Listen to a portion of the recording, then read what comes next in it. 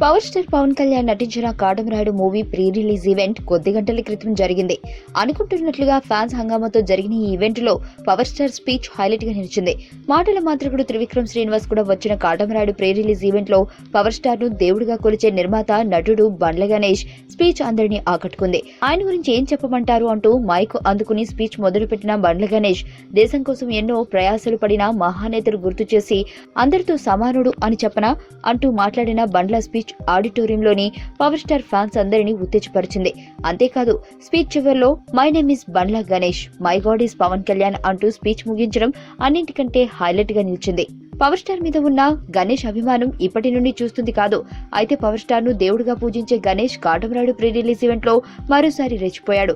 తన స్పీచ్ లో కాసేపు టీవీ9 రవి ప్రకాష్ ను టార్గెట్ చేసి మాట్లాడిన బండ్ల గణేష్ తన బాస్ కు సపోర్ట్ చేస్తున్నందుకు తను సముఖంగా ఆయనపై తనకున్న నిర్ణయం మార్చుకుని సారీ చెప్పాడు. పవర్ స్టార్ ను తన అభిమానులు కూడా దేవుడిగా కొలుస్తారు. వారిలో నటుడు నిర్మాత అయిన బండ్ల గణేష్ మొదటిగా ఉంటాడు. పవన్ విధేయుడు అయిన బండ్ల మైక్ తీసుకుంటే పవర్ స్టార్ భజన చేయడం మామూలే. ఈసారి మాత్రం పవర్ఫుల్ స్పీచ్ తో అదరగొట్టేశాడు గణేష్.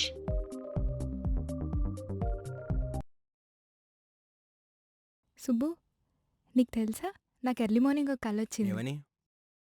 నువ్వు నన్ను జ్యువెలరీ షాప్కి తీసుకెళ్ళి వడ్డానం కొనిచ్చావంట. ఏ టైంకి? గుర్తులేదు సుబ్బు, 5కి అనుకుంటా.